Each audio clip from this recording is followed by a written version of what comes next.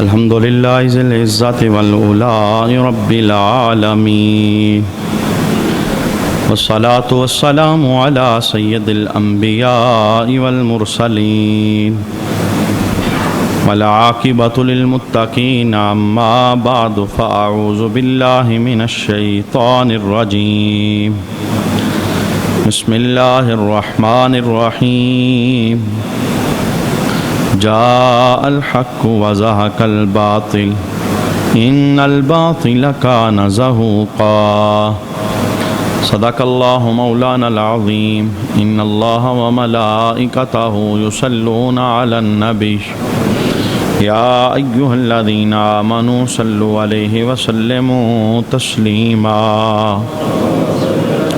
اللهم صل على سيدنا ومولانا محمد وعلى آل سيدنا ومولانا محمد وبارك وسلم وصل عليه الصلاة والسلام عليك يا سيدي يا رسول الله الصلاة والسلام عليك يا سيدي يا حبيب الله الصلاة والسلام عليك يا سيدي يا شفيع المذنبين وعلى آلك وأصحابك يا سيدي يا رحمة للعالمين بعد حمد و صلاة لائق عزت و تکریم جمیع احباب سمین علی وقار، اللہ کا کروڑا احسان، رمضان شریف کا آخری عشرہ جمعۃ المبارک کی بابرکت ساعتیں اللہ کے گھر میں گزارنے کی سعادت حاصل ہو رہی ہے۔ اللہ اس جہنم سے آزادی والے عشرے کے طفیل ہمارے لیے ہمیشہ کے لیے جہنم سے آزادی کا پروانہ لکھ دے، اور اس عشرے کے طفیل اللہ ہمیں جنت کی بے حساب نعمتیں عطا فرمائے۔ آج کی جمعۃ المبارک کی نشست کے اندر فتح مکہ کے متعلق چند گزارشات میں آپ کے سامنے عرض کروں گا۔ 20 رمضان المبارک کو اللہ کے محبوب علیہ السلام فاتح بن کر مکہ کی سرزمین کے اندر داخل ہوئے، اور یہ رمضان کا مقدس مہینہ تھا، اور دوسرے رحمت والے عشرے کی اختتام پذیری ہو رہی تھی۔ اللہ کے محبوب علیہ السلام فاتح بن کر مکہ شریف کے اندر داخل ہو رہے تھے۔ جو لوگ مکہ کی تاریخ سے واقف ہیں اور جو حضور کی مکی زندگی مکہ شریف کے اندر گزری، کن مظالم کا اللہ کے محبوب کو سامنا کرنا پڑا، وہ اس بات کو اچھی طرح جانتے ہیں کہ کس انداز میں اللہ کے محبوب علیہ السلام کو مکہ چھوڑنے پر مجبور کیا گیا۔ اور جب آقا حضور رحمت عالم صلی اللہ علیہ وآلہ وسلم کو جلا وطن کیا گیا، حضور بار بار کعبے کی طرف مڑ کر دیکھتے تھے، اور بار بار کعبے کی طرف مڑ کر یہی جملہ بولتے تھے، اے کعبے، مجھے تیرے ساتھ بڑا پیار ہے، لیکن تیرے اندر رہنے والے مجھے یہاں پر رہنے نہیں دیتے، اور انہوں نے مجبور کیا ہے کہ میں تجھے چھوڑ جاؤں اور تجھ سے میری جدائی ہو جائے۔ اس جدائی کو لے کے اللہ کے محبوب علیہ السلام مدینہ شریف کے اندر پہنچ گئے۔ وقت کروٹیں بدلتا رہا، حالات بدلتے رہے، پھر وہ موقع آ گیا صلح حدیبیہ۔ رسول رحمت صلی اللہ علیہ وآلہ وسلم نے کافروں کے ساتھ ایک صلح نامہ پر دستخط کیے، اور یہ وہ صلح نامہ تھا جس کو لکھنے کی ڈیوٹی جناب علی المرتضیٰ رضی اللہ تعالی عنہ کو رسول رحمت صلی اللہ علیہ وآلہ وسلم نے سپرد کی۔ 14 کے قریب شرائط تھی، اور اگر ان شرائط کو بغور پڑھا جائے تو ہر شرط ایسی تھی جس میں مسلمانوں کا نقصان نظر آتا تھا، اور ہر شرط ایسی تھی جو کافروں نے اپنی مرضی سے اس صلح نامے کے اندر لکھی تھی۔ لیکن اللہ کے محبوب علیہ السلام کمال حکمتیں رکھنے والے اور آنے والے آلات سے اللہ کی عطا سے باخبر ہونے والے، آپ جانتے تھے آج یہ جو اپنی قلموں سے لکھ رہے ہیں، کل یہ ان کے گلے کے اندر پڑے گا، اور اللہ رب العالمین مجھے اس صلح کے لکھنے کے بعد بھی فتح کا جھنڈا اللہ مجھے ہی عطا فرمائے گا۔ یہ صلح نامہ لکھا گیا 22 مہینے گزر گئے اس صلح نامہ کو لکھے ہوئے. شعبان کے مہینے کے اندر قریش نے اس صلح نامہ کی خلاف ورزی کی اور ایک قبیلے کے ساتھ مل کر بنو خزاع پر حملہ کر دیا. اب یہ ایک ایسا حملہ تھا جس کی وجہ سے یہ صلح نامہ کل عدم ہو گیا. اب یہ قابل قبول نہیں تھا چونکہ انہوں نے اس صلح نامہ کی خلاف ورزی کر دی اور اس صلح نامہ کے اندر یہ بات تحریر تھی کہ دونوں فریق کسی کے ساتھ لڑائی نہیں کریں گے اور کسی کے ساتھ مل کر کسی قبیلے پر حملہ بھی نہیں کیا جائے گا. لیکن انہوں نے بنو بکر کے ساتھ مل کر بنو خزاع پر قریش نے حملہ کر دیا اور اس نتیجے کے اندر رسول رحمت صلی اللہ علیہ وآلہ وسلم نے حدیبیہ کے اس صلح نامے کو کل عدم قرار دے دیا. سرکار نے اپنے صحابہ کو اپنے پاس اکٹھا کیا. سب سے پہلے حضور نے ابو بکر صدیق رضی اللہ تعالی عنہ سے مشاورت کی کہ میں مکہ پر حملہ کرنا چاہتا ہوں, آپ مجھے مشورہ دو کہ کیا کرنا چاہیے. جب جناب ابو بکر صدیق رضی اللہ تعالی عنہ نے سرکار الاسلام کی بارگاہ میں مشاورت کے بعد اپنی عرضی پیش کی تو سرکار علیہ السلام نے اسے قبول نہ فرمایا. عرضی کیا تھی؟ جناب ابو بکر صدیق رضی اللہ تعالی عنہ عرض کرنے لگے یا رسول اللہ صلی اللہ علیہ وآلہ وسلم, مکہ کے اندر آپ کے رشتہ دار بھی موجود ہیں اور رشتہ داروں پر حملہ کرنا یہ مناسب نہیں ہے. میں اس بات میں مشورہ یہی دیتا ہوں حملہ مکہ پر نہ کیا جائے. اور جب اللہ کے محبوب علیہ السلام نے جناب عمر رضی اللہ تعالی عنہ کے ساتھ مشورہ کیا جن کی رگوں کے اندر خون کھولتا رہتا تھا کفر کے خلاف, اور ہر وہ بندہ جس نے میرے محبوب کی جانب میلی نگاہ سے دیکھا تو حضرت عمر رضی اللہ تعالی عنہ کوشش میں رہتے تھے اس کی نگاہوں کو نکال لیا جائے اور اس کے بدلتے ہوئے تیور کو موت کے ساتھ تشبیہ دی جائے. جناب عمر رضی اللہ تعالی عنہ سے مشورہ کیا گیا, عمر آپ کیا کہتے ہو؟ تو جناب عمر کھڑے ہو گئے, عرض کرنے لگے یا رسول اللہ صلی اللہ علیہ وآلہ وسلم, یہ مکہ والے لوگ یہ بڑے بے وفا ہیں, انہوں نے آپ پر بڑے ظلم کیے, پتھر آپ کو انہوں نے مارے, جادوگر آپ کو انہوں نے کہا,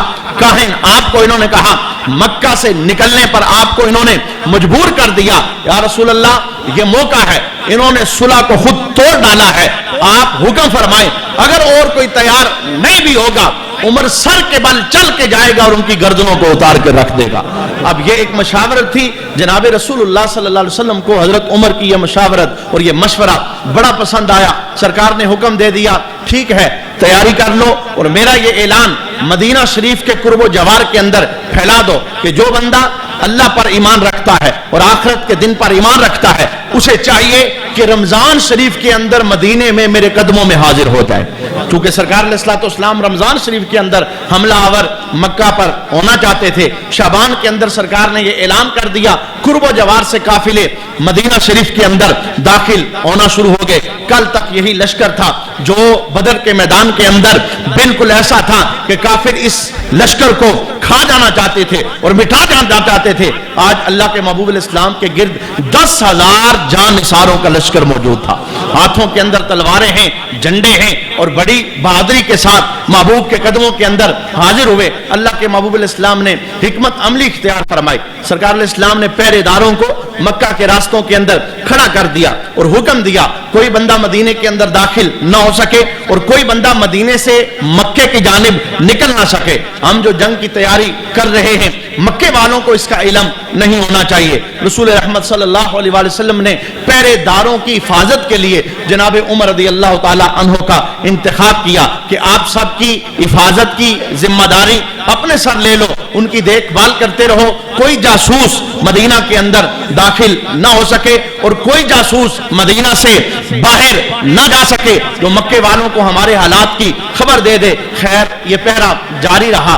ایک بندہ جو کہ سرکار علیہ السلام کے قرب کے اندر رہنے والا تھا جس کا نام حاتب تھا, اس نے ایک خط لکھ ڈالا اور خط دینے کے لیے اس نے ایک عورت کا انتخاب کیا. وہ جانتا تھا کہ مکے کے راستوں کے اندر پہرے دار کھڑے ہیں اور یہاں سے پیغام مکے میں نہیں پہنچایا جا سکتا. تو اس نے ایک عورت کا انتخاب کیا، کہنے لگا میں تمہیں خط دیتا ہوں، 10 اشرفیاں دیتا ہوں انعام کے طور پر، خط پہنچا دے گی، واپس آئے گی اور انعام تمہیں دوں گا۔ اس خط کے اندر کیا لکھا گیا تھا؟ بتایا گیا تھا اے مکے والو، بے خبر ہو کے تم اپنی زندگیوں کے اندر مست ہو، سمندر کی طرح ایک لشکر تمہارے پیچھے آ رہا ہے، چند دنوں کے اندر تمہارا کلا کما کر دیا جائے گا، اگر تم سے کچھ ہو سکتا ہے تو اس لشکر سے بچنے کے لیے اپنی حفاظت کا کوئی اہتمام کر دو۔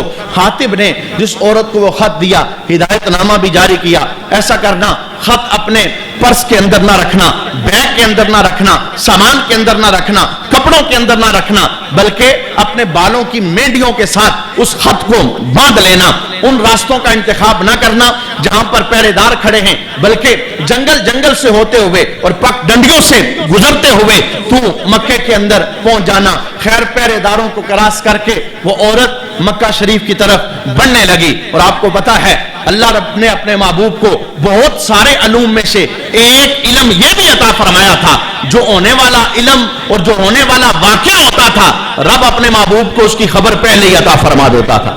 اب اللہ کے محبوب علیہ السلام نے اس غیب کے علم کا اظہار فرمایا، مولا علی کو بلایا گیا، کہا علی ایک عورت ہے، فلاں مقام پر ہے، اونٹنی پر سوار ہے، اس کے پاس ایک خط ہے، حاطب نے اسے خط لکھا ہے اور وہ مکے تک پہنچانا چاہتا ہے، تم جاؤ اس کا پیچھا کرو اور اس سے خط لے کر کے آؤ۔ میں آپ کو صحابہ کا ایمان اور صحابہ کا حضور کی ذات کے متعلق جو عقیدہ اور نظریہ تھا میں وہ عرض کرنا چاہتا ہوں۔ مولا علی مشکل کشا اپنے 2 جانثاروں کے ساتھ اس مقام پر پہنچ گئے جس مقام کی رسول رحمت صلی اللہ علیہ وسلم نے نشاندہی کی تھی۔ عورت کو اونٹنی پر سوار پایا، آپ نے اسے نیچے اتارا، سامان کی تلاشی لی، خط میسر نہ آیا، اس سے پوچھا، اس نے صاف انکار کر دیا، میرے پاس کوئی خط نہیں، میں تو اپنی ضرورت کے تحت مکہ کی طرف جا رہی ہوں، میرے پاس کسی کا بھیجا ہوگا کوئی بھی ایسا پیغام نہیں ہے جس کی تمہیں تلاش ہے۔ جناب مولا علی مشکل کشا کا حضور کی زبان پر کتنا پکا عقیدہ تھا، کتنا یقین تھا، آپ نے تلوار نیام سے نکالی اور نکال کر کے اسے سیدھا کیا اور کہنے لگے اے عورت تو یہ کیا کہتی ہے کہ تیرے پاس خط نہیں ہے؟ میں اس تلوار سے تیری گردن اتار دوں گا۔ رب کی عزت کی قسم آمنہ کا لال کبھی جھوٹ نہیں بول سکتا، وہ یہاں پر آئے نہیں، انہوں نے ہمیں بھجوایا ہے، انہوں نے ہمیں بتایا ہے فلاں جگہ پر عورت ہے، اس کے پاس خط ہوگا، اگر تو خط نہیں نکالے گی اس تلوار سے میں تیری گردن کو اتار دوں گا۔ اب عورت تھی، اس کا کلیجہ پسیج گیا، اس نے اپنی مینڈیوں سے اس خط کو کھولا اور مولا علی کے حوالے کر دیا۔ عورت کو لے کر کے جناب مولا علی مشکل کشا حضور کے قدموں میں حاضر ہوئے، حاطب کو بلایا گیا، سرکار نے پوچھا حاطب یہ تم نے کیا کیا؟ ہم نے راستے میں پہرے دار کھڑے کیے تھے، مکے والوں کو خبر نہ ہو، تو نے خط لکھ کر کے انہیں بتانے کی کوشش کی۔ تو حاطب نے سچ بول دیا، کہنے لگے یا رسول اللہ صلی اللہ علیہ وآلہ وسلم مکہ شریف کے اندر میری کوئی رشتہ داری نہیں، میرے گھر والے وہاں پر ہیں، میں نے یہ خط اس لیے لکھا شاید مکے والے میرے گھر والوں پر رحم کریں اور کسی قسم کا اس احسان کی وجہ سے انہیں نقصان نہ پہنچائیں۔ حضور نے ان کی تصدیق کر دی۔ جناب عمر جن کا خون ہر موقع پر رسول اللہ کے خلاف اٹھنے والی آواز کے خلاف کھولا کرتا تھا، آپ نے فوراً اپنی تلوار نکالی اور نکال کے کہا یا رسول اللہ مجھے حکم دیں، مجھے آرڈر دیں، میں حاطب کی گردن کو اتار دوں گا۔ اس کی جرت کیسے ہوئی؟ آپ نے جاسوسی سے منع کیا، یہ ایک عورت کے ہاتھ خط کیوں مکے کے اندر بھجوا رہا تھا؟ اللہ کے محبوب علیہ السلام نے فرمایا نہیں عمر ٹھنڈے ہو جاؤ، یہ حاطب عام نہیں ہے، یہ بدری صحابی ہے، اور بدری صحابہ کے متعلق اللہ نے یہ اعلان فرمایا ہے یہ جو بھی کریں اللہ نے ان کے ہر کاموں کو معاف فرما دیا ہے۔ اب جناب عمر رضی اللہ تعالی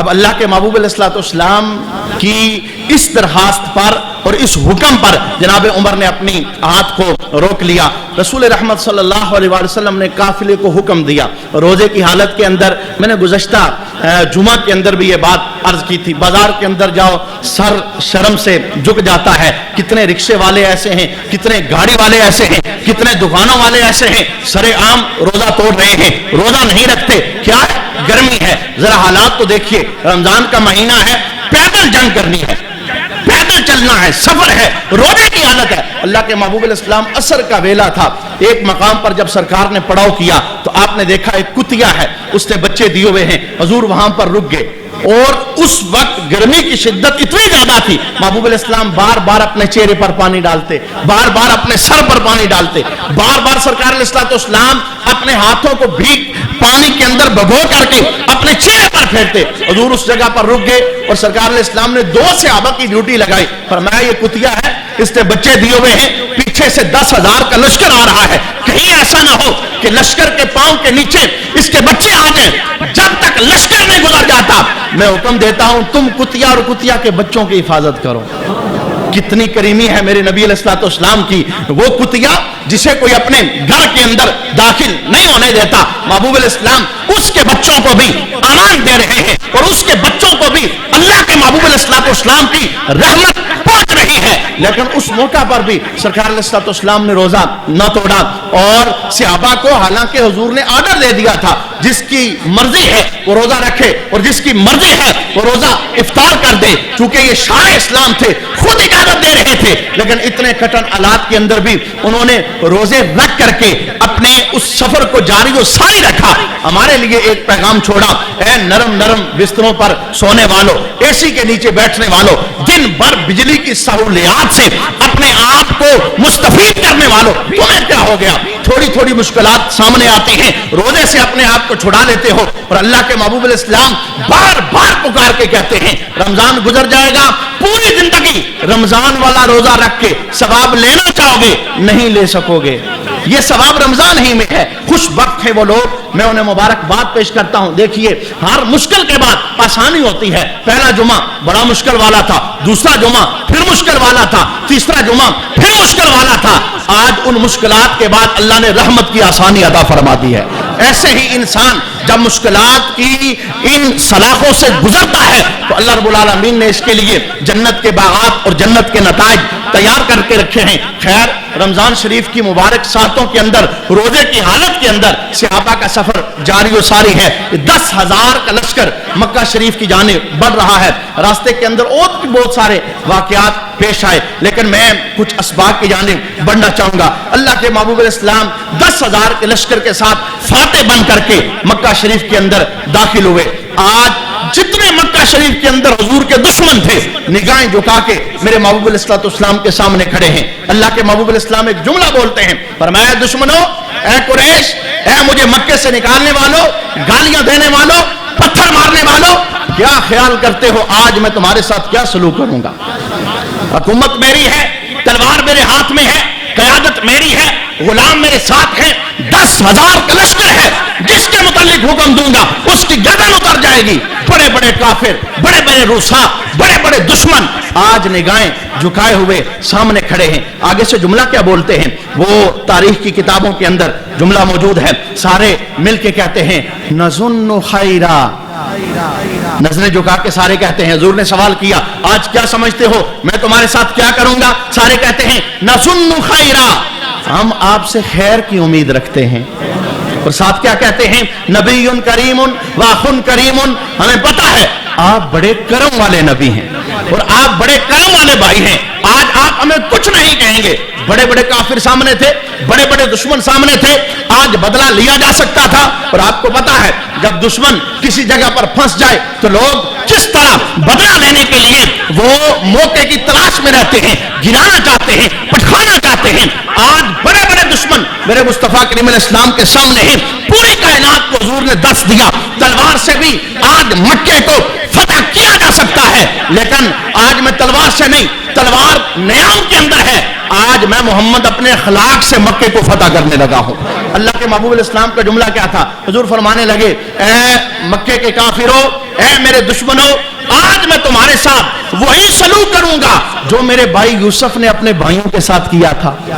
हुजूर ने मुबारक ऐलान किया, ला तसरीबा अलैकुमुल यौम, आज तुम्हें किसी किस्म की कोई पकड़ नहीं, अल्लाह की रज़ा के लिए मैं मोहम्मद तुम सबको माफी देता हूं। अब ये एक छोटा जुमला नहीं था, बहुत बड़ा जुमला था। मैं अगर एक एक दुश्मन की कहानी आपके सामने रखूं, उस्मान बिन तलहा ये काबे का कुंजी बरदार था। और ये वो बंदा था जब अल्लाह के महबूब इस्लाम मदीना शरीफ से मक्का के अंदर उम्रे की शहादत हासिल करने के लिए आए तो इसने क्या किया था, सारे काबे के अंदर से ज़ियारत कर रहे थे, लाइन लगी थी, हुजूर भी लाइन में लग गए। जब सरकार की बारी आए कि सरकार अंदर जाएं और काबे को अंदर से देखें, ये काबे का मालिक जिसे आज उस्मान बिन तलहा काबे की ज़ियारत से रोक रहा है, इसने हुजूर का हाथ पकड़ लिया और पकड़ के गालियां देने लगा और कहने लगा मैं सबको अंदर जाने दूंगा, आपको तो नहीं जाने दूंगा। मेरे महबूब इस्लाम उस वक्त कुछ करना चाहते, कर सकते थे, सहाबा साथ थे, लेकिन सरकार ने सिर्फ इतना जुमला बोला, फरमाया मैं नहीं जाता। लेकिन उस्मान बिन तलहा कोई बात नहीं, आज काबे की चाबी तेरे पास है, कल अल्लाह यही चाबी मुझ मोहम्मद को अता फरमाएगा। अब ये सरकार के जुबान से निकले हुए मुबारक कलिमात थे और साथ हुजूर का ऐलान ये था, फरमाया उस्मान बिन तलहा सुन ले, आज चाबी तेरे पास है, तू मुझे अंदर दाखिल नहीं होने दे रहा, कल चाबी मेरे पास होगी, मैं मोहम्मद जिसे चाहूंगा ये चाबी अता फरमाऊंगा।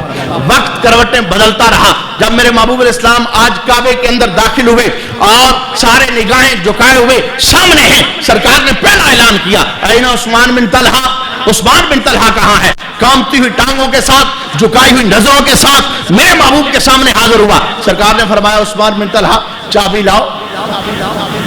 अब वो एक जमाना था जब उस्मान बिन तलहा ने बड़ा टैका लगाया था, बड़ी बात की थी, बड़ी फर्तियां कसी थी, मैं तुम्हें अंदर नहीं जाने देता, मैं तुम्हें ज़ियारत नहीं करने देता, तुमने ये कर दिया, तुमने ये कर दिया। मेरे महबूब इस्लाम ने फरमाया उस्मान बिन तलहा चाबी लाओ। इन्होंने कांपते हुए हाथों के साथ हुजूर की बारगाह में चाबी पेश की। सरकार इस्लाम ने फरमाया उस्मान बिन तलहा मैंने तुम्हें कहा नहीं था आज चाबी तेरे पास है और कल चाबी अल्लाह मुझ मोहम्मद को अता फरमा देगा। देखो मेरे अल्लाह ने मेरे साथ किया हुआ वादा सच्चा फरमाया है और अल्लाह ने मुझ मोहम्मद को चाबी अता फरमा दी है। अब ये देखिए दुश्मन को भला कौन खैरात डालता है, दुश्मन की झोली में भला कौन खैर डालता है। बड़े बड़े सहाबा तमन्ना कर रहे थे अब काबे की चाबी हमें मुयस्सर आ जाए। मेरे महबूब का जुमला क्या था, फरमाया उस्मान बिन तलहा कल तूने तो मुझे चाबी नहीं दी थी, कल तूने तो मुझे अंदर जाने नहीं दिया था, आज चाबी का मालिक मैं हूं, आज काबे की मलकियत मेरे पास है। खुजूहा खालिदतन तालिदतन, ये ले चाबी, मैं क़यामत तक तुझे और तेरी नस्ल को ये चाबी अता फरमा रहा हूं। कितना बड़ा अखलाक था मेरे महबूब अलैहिस्सलाम का और जमाने को हुजूर सबक दे रहे थे। देखो तलवार से जीत सकता हूं, गर्दन उतार के जीत सकता हूं, लेकिन नहीं, मैं अपने अखलाक से इनके दिलों पर हुकूमत करने लगा हूं। वो उस्मान बिन तलहा जो कदर मुशरिक था, जब मेरे महबूब के इस करीमाना अखलाक को देखता है कदमों में गिरता है, कहता है सोने कलमा पढ़ाए मैं भी मुसलमान होना चाहता हूं। अब ये देखिए एक दुश्मन की कहानी मैंने आपके सामने रखी और एक ऐसा दुश्मन जिसे वाशी कहते हैं। और वाशी ये वो बंदा है जिसने अल्लाह के महबूब अलैहिस्सलाम के चचा को शहीद किया और सिर्फ शहीद नहीं किया था, मुसला कर दिया था जिस्म का। मुसला क्या, नाक इलादा कर दिया, हाथ इलादा कर दिए, बाजू इलादा कर दिए, पांव इलादा कर दिए, कान इलादा कर दिए। और अल्लाह के महबूब अलैहिस्सलाम ने जब अमीर हमजा के लाशे को देखा था तो हुजूर की आंखों से आंसू जारी थे, छम छम मेरे मुस्तफा रो रहे थे और कह रहे थे ऐ मेरे चचा के साथ के सलूक करने वालों, मैं एक चचा के बदले तुम्हारे 70 बंदे मारूंगा। इतना जलाल था मेरे महबूब अलैहिस्सलाम का और इतना अंदर से मेरे महबूब अलैहिस्सलाम को राज हुआ था। लेकिन आज वही वाशी सामने खड़ा है हाथ बांध के, कहता है हुजूर माफी का तलबगार हूं। अल्लाह के महबूब अलैहिस्सलाम ने फरमाया वाशी क्या याद करेगा, जा मैं मोहम्मद तुझे भी माफी अता फरमाता हूं। लेकिन वो हिंदा जो अबू सुफियान की बीवी थी, ये कौन थी हिंदा, ये वो सफाक औरत थी जिसने रसूलुल्लाह सल्लल्लाहु अलैहि वसल्लम के उस प्यारे चचा के कलेजे को शहादत के बाद सीने से निकालकर अपनी जुबान से चबाया था। ये हिंदा मेरे महबूब के दरबार में आ गई, या रसूल अल्लाह मैं भी माफी की तलबगार हूं। मेरे महबूब अलैहिस्सलाम ने इन दोनों के मुतालिक ये जुमला बोला। हुजूर फरमाने लगे ए हिंदा तुझे भी माफ करता हूं, ए वाशी तुझे भी माफ करता हूं, लेकिन जब मेरी मजलिस में आया करो तो मेरे पीछे बैठा करो, मेरे सामने ना बैठा करो। जब मैं तुम्हें देखता हूं तो मुझे अपना चचा याद आ जाता है। मैं साथ साथ ये भी जुमला अर्ज करना चाहता हूं, ये जो खूनी रिश्तों की लड़ियों के अंदर अल्लाह ने हमें परोया हुआ है, इन रिश्तों की बड़ी वैल्यू है, इन रिश्तों की बड़ी कदर है, इन रिश्तों की समझ और कदर पूछनी अगर हो तो आमिना के लाल से पूछिए, चचा की खातिर कई मर्तबा महबूब की आंखों से आंसू निकल आए। यहां तो चचा को पूछा नहीं जाता, यहां तो ताया को पूछा नहीं जाता, बाप फोत हो जाए भतीजा चचा को सलाम नहीं करता, बाप फोत हो जाए भतीजा चचा और ताया के کے سامنے جا کر کے کبھی حال دریافت نہیں کرتا. اور اللہ کے محبوب علیہ السلام نے کتنا سونا ہمیں مذہب عطا فرمایا, کتنی پولائٹ ہمیں زندگی عطا فرمائی. جب اللہ کے محبوب علیہ السلام کے چچا حضرت عباس ابھی حضرت نہیں بنے تھے, ابھی مسلمان نہیں ہوئے تھے, کفر کی حالت میں تھے, جب مسجد نبوی کے اندر صحابہ نے انہیں رسیوں کے ساتھ باندھ دیا اور رسیاں ذرا ٹائٹ ہو گئی, رات گزر گئی, صبح کی نماز میرے محبوب علیہ السلام نے پڑھائی, سلام پھیرا تو اللہ کے محبوب کی آنکھوں سے آنسو جاری تھے. سرکار فرمانے لگے میرے صحابہ مجھ سے فدیہ لے لو چچا کا, میرے چچا کو آزاد کر دو. چچا کے کرانے کی آواز نے مجھ محمد کو پوری رات سونے نہیں دیا.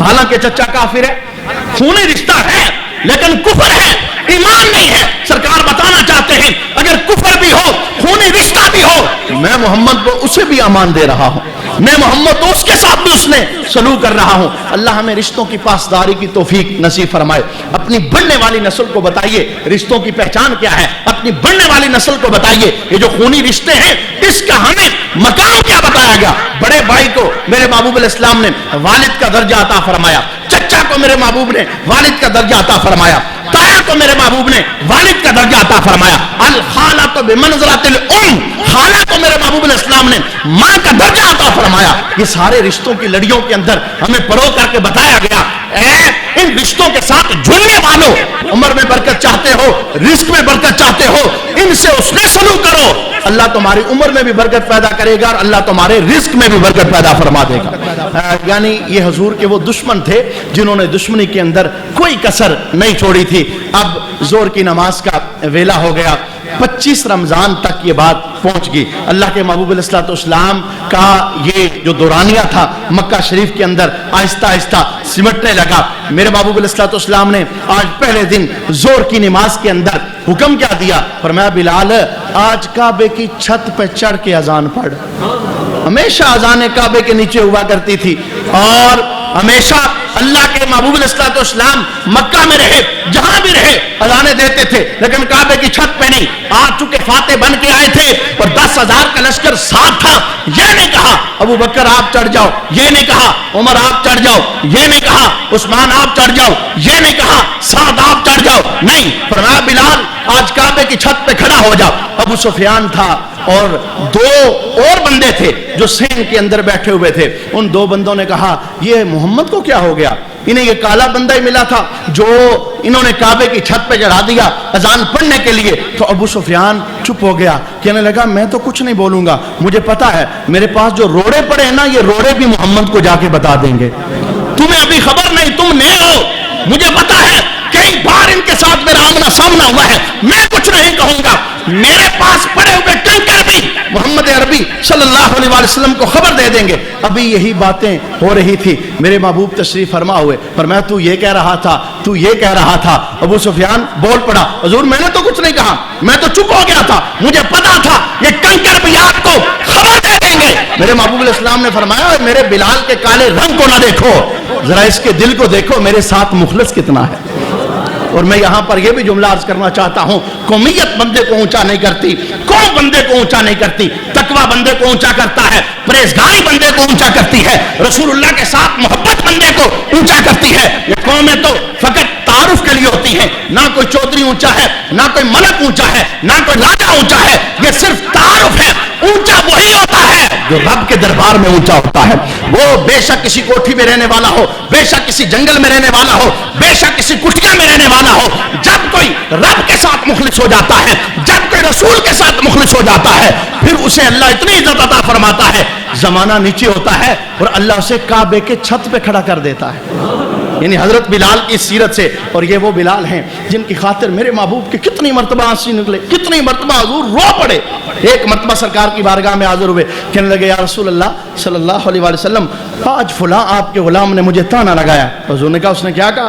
یا رسول اللہ آج اس نے مجھے یہ کہا ہے کالی ماں کا بیٹا. اللہ کے محبوب علیہ السلام کی آنکھوں سے آنسو نکل گئے. سرکار نے جلال میں آ کے جملہ کیا بولا, فرمایا بلال جا کے اسے میرا پیغام بتا کہ میں محمد نے جن عورتوں کا دودھ پیا ہے ان میں سے ایک عورت کالے رنگ کی تھی, جو تانا اس نے تجھے لگایا ہے جا کے اسے کہہ کہ وہی تانا مجھ محمد کو لگا. حضرت بلال چلے گئے. جب اسے پیغام ملا نا, روتا ہوا حضور کے قدموں میں حاضر, کہنے لگا حضور مجھ سے غلطی ہو گئی, سرکار بتانے آئے تھے چہرے دیکھ کر کے، قومیں دیکھ کر کے کسی کو ذلت کی نگاہ سے نہ دیکھا کرو. چہروں کی وجہ سے پہچان نہیں ہوتی، پہچان تقویٰ کی وجہ سے ہوتی ہے، پرہیزگاری کی وجہ سے ہوتی ہے. جو رب کے دربار کے اندر جتنا پہنچا ہوتا ہے اتنا ہی عزت والا ہوتا ہے، اتنا ہی تکریم والا ہوتا ہے، اور جو رب کے دربار سے جتنا دور ہوتا ہے اتنا ہی ذلیل ہوتا ہے اور اتنا ہی ذلت والا ہوتا ہے. اللہ ہمیں رسول اللہ صلی اللہ علیہ وسلم کی ان مبارک اداؤں کو سمجھنے کی توفیق نصیب فرمائے. اور جس اخلاق کا حضور نے مظاہرہ کیا، میں کہتا ہوں دور نہ جائیے. میں آپ کو یہ نہیں کہتا شہر کے سامنے آ جاؤ اپنے اخلاق کا مظاہرہ کرو، ملک کے سامنے آ جاؤ اپنے اخلاق کا مظاہرہ کرو. میں آپ کو یہ کہتا ہوں حضور کے اس فتح مکہ کے موقع پر دیے گئے اخلاق کو اپنے گھروں میں نافذ کر لو. چھوٹی سی بات پر بیوی کو تھپڑ مارنا نہ شروع کر دیا کرو، چھوٹی سی بات پر ڈنڈا ہاتھ میں نہ اٹھا لیا کرو. یہ چھوٹی باتیں، میں کہتا ہوں بڑی بات نہیں کوئی آپ کو قتل کرے اور آپ کہو نہیں ہم معاف کرتے ہیں حضور کے اخلاق کا صدقہ. میں کہتا ہوں سب سے پہلے اس اخلاق کو اپنے گھر میں نافذ کرو، دیکھنا اللہ نور کتنا تمہیں عطا فرمائے گا. یہی وجہ سے اللہ کے محبوب علیہ السلام نے کیا جملہ ارشاد فرمایا تھا؟ فرمایا سنو سب سے بہتر کون ہے؟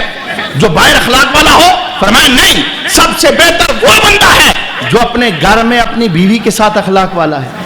بندہ گھر میں تو سب کو کہے السلام علیکم جی حضرت صاحب، گھر میں آئے تو اس کے تیور بدل جائیں، اس کی زبان پر گالی ہو، اس کے ہاتھ میں ڈنڈا ہو، کبھی محبت کی بات نہ کر سکے، کبھی اس کے لبوں سے وہ ایسے جملے نہ نکل سکیں جس کی وجہ سے وہ اپنی بیوی کا دل جیت سکے. یہ جو گھریلو معاشرہ ہے اور یہ جو گھر کی زندگی ہے، اس کو رونق تو ہمارے محبوب نے عطا فرمائی ہے اور سارے وہ راز ہمیں بتائے ہیں. کتنا خوبصورت عمل تھا میرے محبوب کا. جب حضور نے اماں عائشہ سے پانی مانگا، کہا عائشہ پانی لے آؤ. سرکار عائشہ سے پانی مانگتے ہیں اور اس کے اندر راز کیا ہے؟ فرمایا عائشہ ذرا مجھے بتاؤ نا، بھی میں نے دیکھا اسی گلاس میں تم پانی پی رہی تھی، ذرا بتاؤ کہاں پر تم نے اپنے لب لگائے تھے؟ کہا حضور میں نے یہاں لگائے تھے. فرمایا میں یہاں لب لگا کے پانی پینا چاہتا ہوں. حضور کیا بتا رہے تھے؟ معاشرے کو بتا رہے تھے محبت عام کرو، دشمنیاں نہ ڈالو، محبت عام کرو، نفرتیں نہ ڈالو. جب محبت قائم کرو گے تو اٹھتا ہوا معاشرہ بھی محبتوں کی سلامیاں پیش کرے گا. ہم اللہ کی بارگاہ کے اندر دعا کرتے ہیں اللہ رب العالمین حضور کے اخلاق حسنہ کی دولت ہم سب کو نصیب فرمائے. عفو اور درگزر اللہ رب العالمین یہ عظیم منصب ہم سب مسلمانوں کو اللہ عطا فرمائے. 3-4 اعلان سماعت کر لیں.